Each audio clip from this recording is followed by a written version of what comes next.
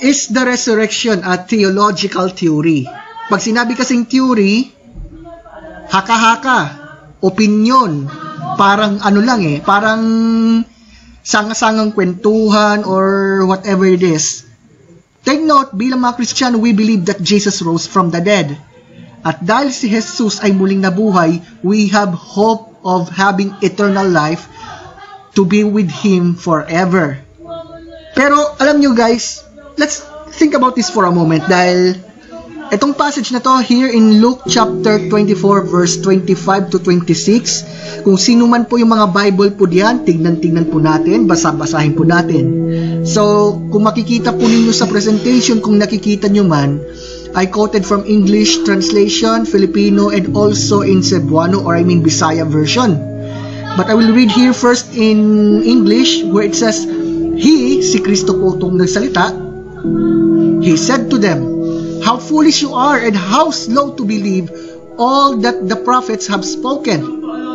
Did not the Messiah have to suffer these things and then enter His glory? Isipin na nga natin, itong dalawang tao na ito, nandun sila sa daanan dun sa Emmaus. And then they met a certain guy, which is they don't know na si Jesus pala yan, na muling nabuhay. Now let's focus at this very moment, my brothers and sisters. Bakit naging teorya na lang? Bakit naging theological theory na lamang ang katotohanan na to? But maraming mga Kristiyano sa ating panahon na tila baga hindi na nila alam why. Why did they believe that Jesus rose from the dead? Kasi doon yung salitang bakit Yes, we believe that Jesus died on the cross for our sins.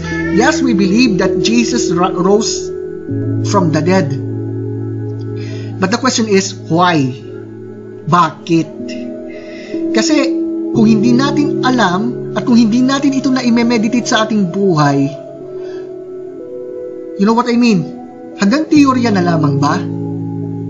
Take note, my friends, bukod sa historical aspect nito, the resurrection of Jesus is historically certain. Beyond, without any shadow of doubt, totoo itong nangyari.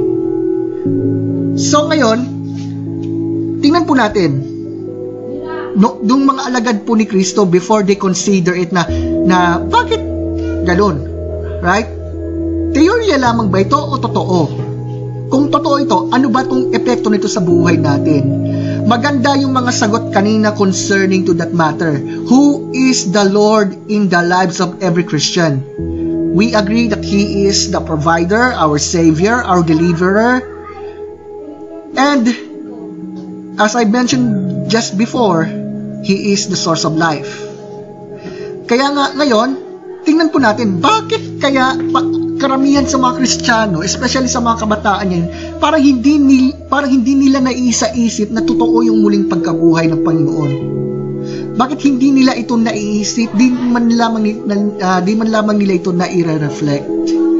First and foremost, ito yung mga points na kinakayan na meron tayong 3 points to consider. First, bakit yung mga Kristiyano, they treated the resurrection of the Lord Jesus as just theological theory. Second, tutungo tayo sa mga evidence why we believe that Jesus rose from the dead. And lastly, ano po yung ibig sabihin nito sa ating buhay bilang mga Kristiyano. So first, ano yung mga rason? Why in the world that Christians treated that the resurrection of the Lord Jesus as just a theory, as theological theory? So, may 3 punto dyan. Una, many Christians lost their interest in knowing the significance and meaning of the resurrection of Jesus. Second, the atmosphere of ignorance continues to spread in our time, even today. And lastly, many had lost their interest in examining the scriptures and they are only relying to what other people interprets or what other people says. Unahin natin yung number 1. Many Christians lost their interest in knowing the significance and meaning of the resurrection of our Lord Jesus. Ang interest ng marami sa kasalukuyan, let's admit it, ang daming nakatuon sa kung ano-anong mga material na bagay. Ang daming nakatuon sa kung ano-anong mga bagay na they thought na nakatutulong sa buhay, even though in reality, as we know it, hindi natin madadala sa langit yan. ang interest ng marami sa kasalukuyan ay nakatuon sa mga inaakalang pangakong material ng Biblia sa mga tapat na mananampalataya. Alam niyo, sa totoo lang, we know na ang Diyos nagbe-bless naman sa atin. Totoo. But the question is why? In the same way, ang daming mga Christians sa kasalukuyan na instead of put their trust in the Lord Jesus, they are putting their trust on any way, shape, or form na makikita nila. Whether kesyo sa material na bagay, whether kesyo sa mga social life or whatever. Even sa mga kabataan sa kasalukuyan, kung mapapansin natin ngayon. Kaya nakakalungkot isipin na when you are asking them why did they believe that Jesus Christ is the way, the truth, and the life. Sometimes they're just answering, I don't know. Diba? Kaya nakakalungkot na parang iniisip nila, parang fairy tale lang, right? Yun yung nakakalungkot minsan. So ngayon, let's go to the second one. The atmosphere of ignorance continues to spread in our time until today. Pansinin natin po yung kwento doon sa Luke chapter 24. Yung dalawang tao sa Emmaus, ikinikwento nila kung ano nangyari last time doon sa Jerusalem. They thought that now, yamang si Jesus ay namatay na, wala na. Laos na, kumbaga, malalaos din balang araw. And yet, stop ko lang muna. And yet, they don't even think na yung kausap nila doon ay walang iba pala kundi si Jesus na muling nabuhay. Ngayon, there are some Christians na naging selective na lamang sa kanilang pamumuhay. Kumbaga, Christian sila every Sunday, but on Monday to Saturday, you know what I mean, my friends, brothers and sisters. Lumalabas na nakakalungkot, nagiging mga hipokrito na rin. Although in reality, we are all sinful in nature. That's why we need Jesus Christ. But we are talking about the fact that we must have to live according to what the Lord says. Kasi sa kasalukuyan, mga kapatid, lalo na sa mga kabataan ngayon, there are many young people who are in the drift of danger. Kahit nga mga Kristiyano, parang nagkukunwa-kunwari na hindi nila alam ang kanilang sinasampalatayanan. Let me ask, kamusta naman tayo mga kapatid? Are we still have that some sort of strong foundation in our faith? Kasi doon o baka naman nakakalimot na tayo. Pero wag naman sana. Kasi there are some na naging selective na lamang sa kung ano na lamang yung kanilang binabasa sa scripture. Yung tipong nakakagaan lamang sa loob, but the rest, yung tipong, halimbawa, pagsisisi, o kaya yung pagiging banal sa harapan ng Panginoon, o magiging disiplinado. My brothers and sisters, marami na tayong mga narinig na Word of God in the past few weeks. Are we doing it for the love of God? Are we doing it because we love the Lord with all our heart, with all our soul, with all our mind, with all our strength? Do we know the reason why we believe that Jesus rose from the dead? Bakit ito'y isa sa essential na pananampalataya na dapat nating sampalatayanin, na dapat nating pag-ukulan ng pansin? Kasi alam nyo, mga kapatid, lalo na sa internet age ngayon, ang daming mga information na nagkalat, but as we already heard, lagi natin narinig, hindi lahat ng mga nakalagay sa internet totoo. Kaya as Christians, yamang tayo ay binigyan ng Panginoon ng kaisipan to think what is right and what is wrong. Dapat alam natin mag-discern. At hayaan natin na gabayan tayo ng banal na Espiritu Dan. Kaya nagkakaroon ng atmosphere of ignorance dahil kahit yung mga Christians, they even don't know why they believe that Jesus rose from the dead. Right? And also, ito pa, isa pang nakakalungkot na bagay. Many have lost their interest in examining the scriptures and they are only relying to what other people interpret or what other people say. Yung kumbaga nagiging para tayong mga uto-uto. Kapatid, Yamang sinabi sa John chapter 1 na si Jesus ay ang salita ng Diyos. He is the Logos in Greek, the Word of God. Yamang tayo ay nilikha ayon sa larawan ng Diyos. Meron tayong free will, meron tayong kakayahan na makapag-isip, meron tayong kakayahan na makapag-examine. Kaya nga tayo nag-aaral, hindi ba? Kaya tayo nakikinig. Alam nyo, yung tipong nawala na yung pagnanasang personal na magsaliksik ng scripture, yung tipong magkakaroon tayo ng devotional time, tapos nakakalimot tayo dahil sa sobrang dami ng alalahanin sa buhay. Mapanganib yan, napakapanganib, especially in the spiritual aspect. Kung mali ang pagkakaunawan ng isang tao, especially in the biblical point of view, yan ang mapanganib, kapatid. So, you know what? Marami din yung mga nauhulog dyan sa kumunoy na yan. Or I mean, doon sa trap na yan. Patibong yan kasi. Na tila baga, they even do not understand why they believe in that Jesus died and rose from the dead. Minsan hindi po natin nalalaman yung significance nito kasi it's either nagkukunwari tayong mga ignorante o baka hindi lang natin talaga alam kung anong sinasabi ng scripture. Kaya laging pinapayo sa atin ng mga pastor natin, we must have to meditate the Word of God, we must have to have some sort of devotional time hanggat maaari, araw-araw, oras-oras. Kasi sa panahon natin ngayon, ang daming tukso, ang daming mga palso, ang daming mga huwad na mga paniniwala na nagkalat. Ang daming mga pangyayari ngayon na kulang na lang, sasabihin na natin, ay, walang Diyos. Kasi, when we became Christian, yung impact niyan sa buhay natin, patuloy na binabago yan. Yes, aminin natin na meron talagang mga mistakes sa buhay natin. That's why we need the Messiah Jesus. We need Him in every single day of our lives. Kahit ano yung mga ginagawa natin, ano man yung mga desisyon na ating pinag-iisipan, we need Christ in this.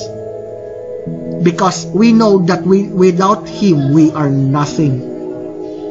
Nakalulungkot lang na maraming ngayon sa mga Christians, especially sa mga kabatang Kristiyano, instead of focusing what is right for the glory of God, ang daming nalilistang landas. Ang daming nangihina. Kaya minsan pati yung significance why we believe that Jesus rose from the dead, minsan pagkakataong inetsapwera na lang, kapatid. Ang dami na nating naririnig from the past few weeks. Pero kamusta po yung pagsasabuhay natin? We always hear the Word of God. We always listen. Especially when it comes on why Jesus did this. Pero kamusta tayo? How are we? Itinuturing lamang ba natin na haka-haka o fairy tale lamang ang muling pagkabuhay ng Panginoon? Kasi kung sinasabi natin na parang teorya lang, parang fairy tale lang, parang kwentuhan lang or some sort, delikado ka, kapatid. But if we believe that Jesus died on the cross for our sins so that we could, para tayo magkaroon ng connection sa Ama sa pamamagitan niya, and when Jesus rose from the dead at nagkaroon tayo ng pag-asa na magkaroon ng eternal life dahil sa Kanya, titingnan natin bakit significant to. And before anything else, ipapakita ko muna what are the evidence or proof that the resurrection took place. Bukod sa sinasabi ng Biblia, no? Tingnan nyo. First, Jesus was murdered and buried. He died on the cross for our sins. Tama. And we believe in that. The Bible says it's true. His historical evidence support the biblical claim. Totoong si Jesus ay namatay sa krus para sa ating mga kasalanan. Ikalawa, on the third day, wala na yung kanyang katawan. To disprove the resurrection account, ipakita muna nila yung bangkay ni Jesus. But I assure you, my friends, my brothers and sisters, hindi nila yan makikita. Bakit? Dahil wala dyan si Jesus. Siya'y muling nabuhay at siya'y buhay na buhay hanggang ngayon, mula noon ngayon at magpakailanman. Jesus Christ is the same yesterday, today, and forever. So number 3, there were appearances of Jesus. Yun, nabasa natin yan sa Matthew 24, Matthew 28, Mark 16, Luke 24, John chapter 20 to 21. Nakita ng mga apostol si Jesus na totoong muling nabuhay. Wait a minute. Do I hear something? Alright, that's okay. Let's focus first. Now, let's focus kasi mahalaga to. Kahit si Pablo na dating taga-usig ng mga Kristiyano, nabago yung buhay niya kasi nakita niyang si Jesus ay muling nabuhay. Nag-transform ang kanyang buhay at siya ay naging si Apostol Pablo na kilala natin. Na nagsulat ng 13 books, 13 letters on the New Testament. Nangaral siya kung paanong binago ng Panginoong Jesus ang kanyang buhay. The same doon kay Santiago na kapatid ni Cristo sa laman. Kung mababasa natin sa gospel account, yung mga kapatid ni Jesus sa laman, hindi sila naniniwala na si Jesus na yung Mesiyas, ang anak ng Diyos na buhay. But when they saw the risen Lord, they declared that Jesus is God. Nagkaroon ng pagbabago sa kanilang buhay. At tignan nyo, according to the historical source, si Santiago, kapatid ni Jesus sa laman, siya ay isa sa mga naging leader o naging pastor doon sa Jerusalem, anupat he died as a martyr. So, pati yung pang-apat pala, nabanggit ko na rin na Christ appearances transformed his followers. Listen to this, mga kapatid. Listen. Noong si Jesus ay namatay sa Golgotha, ang mga apostol niya, yung mga tagasunod niya, naging duwag. Bumahag ang buntot nila. Si Apostol Pedro na nagsabi noon, Lord, hindi kita iiwan. Pero itinakwan niya ng 3 times. And yet, nang makita nilang si Jesus ay buhay na buhay, nagkaroon ng pagbabago sa buhay nila. Anupat, kahit kamatayan ay hindi napigil yung mensaheng yan ng kaligtasan. Until today, nakarating yan sa atin sa Pilipinas. Bakit ganon katapang ang mga apostol? Because they have seen the risen Lord. Bagamat hindi na natin siya nakikita ngayon because He is in heaven, pero alam natin yung pangako ni Kristo na I am with you always, even unto the end of the age. Kahanga-hanga yung pangako niyan, mga kapatid. Kahanga-hanga. Kaya pagka nakakarinig tayo ng mga message, for example, na tungkol sa prayers, tungkol sa dapat tayong manatili sa Lord, dapat all is well ang lahat. Alam niyo ba kung bakit? Bakit sinasabi sa atin ng Lord yan? Sa mga past message na narinig natin, for example, mula kay Sister Hope about remain in the Lord, manatili tayo sa Lord. Kung bakit doon sa message last time from Sister Princess Micah, kung di ako nagkakamali, all is well. Bakit all is well? Bakit kailangan manatili tayong matatag? Kailangan maging positive tayo in every aspect of our life. Tapos yung last week, nung tinalakay ni Sister Geraldine ang kahalagahan ng prayers, you know why? Because we know beyond any shadow of the doubt that because Jesus is alive, patuloy na binabago yung buhay natin, alam natin na kasama natin siya forever. So, I would like to point out this. Ito, kababanggit ko lang kanina to, no? Na ang New Testament inirecord, embarrassing details natin yung nangyari.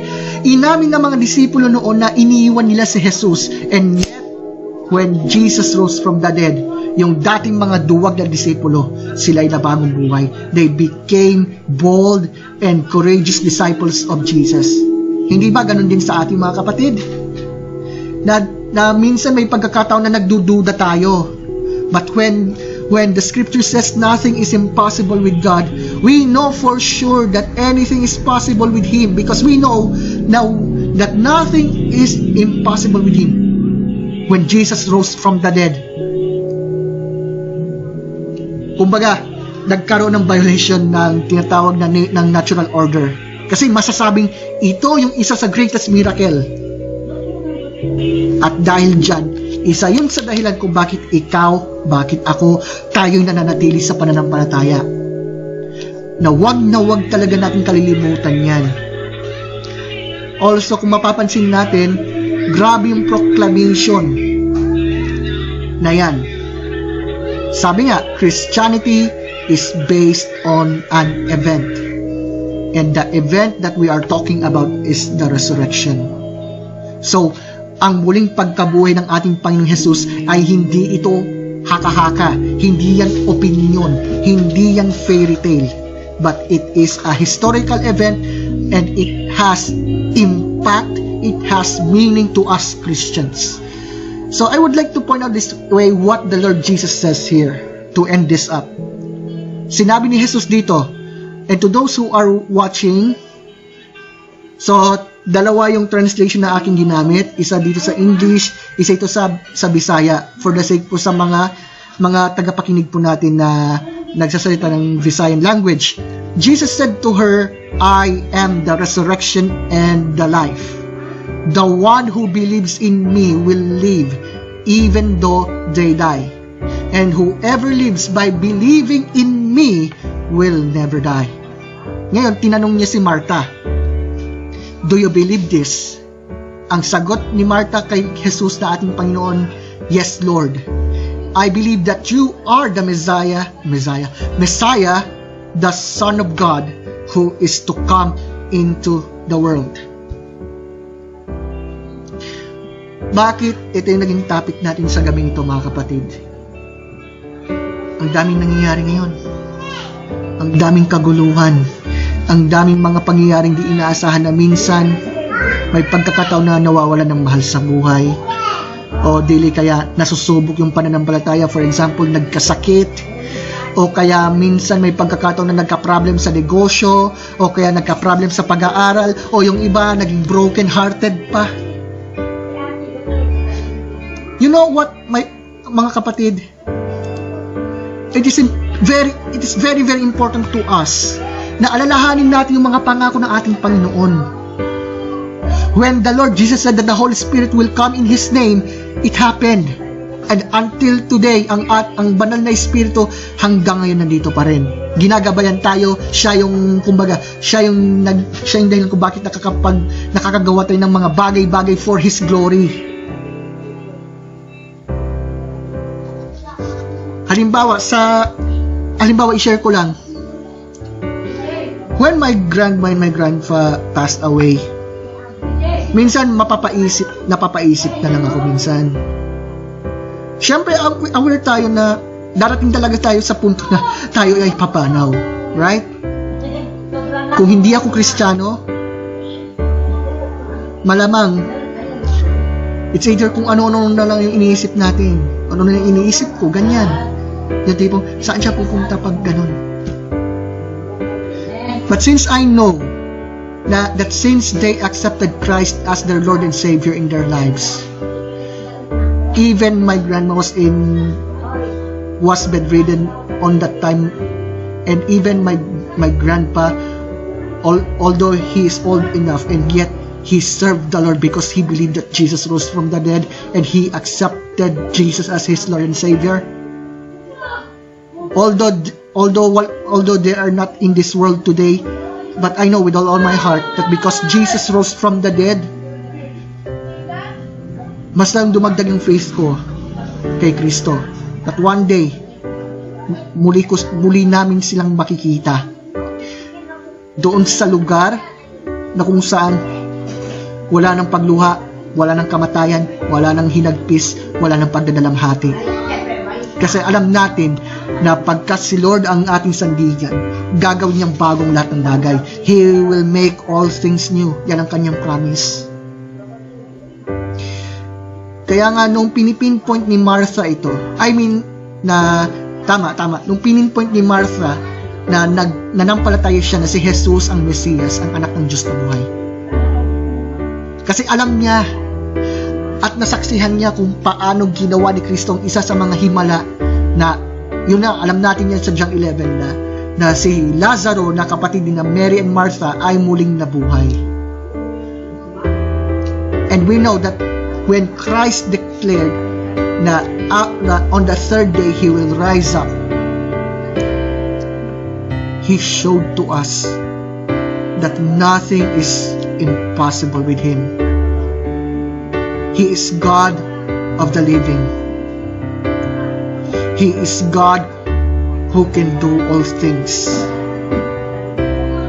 When Jesus declared it, that He is God, when He declared that one day you and me, all of us who trusted Him, will rise up from the dead. Isang napakalaking pag-asa yan sa atin. Kasi kung ang ating pananaw sa buhay ay dito lang, parang sasabihin lang natin na, okay, ang ating layunin ay kakain, inom, and at the end of the day, goodbye. Sa mga Kristiyano, ang buhay dito sa lupa, bagamat panandalian, meron pang next. May susunod pa, kapatid. Kaya nga, muli kong binalikan tong topic na to dahil gusto ng Lord na ipaunawa sa atin kung bakit tayo nananampalataya na si Jesus ay buhay na buhay mula noon, ngayon at magpakailanman. You know what? If Jesus didn't rise from the dead, useless lang lahat. Useless. Yung faith natin, useless kung si Jesus ay hindi muling nabuhay. Pinupuntungan ni Apostol Pablo yan. Na kung si Jesus ay hindi talaga nabuhay, kagaya lamang tayo doon sa mga may filosofiya na, okay lang, sige, kain lang, inom lang, kasi mamamatay lang din tayo.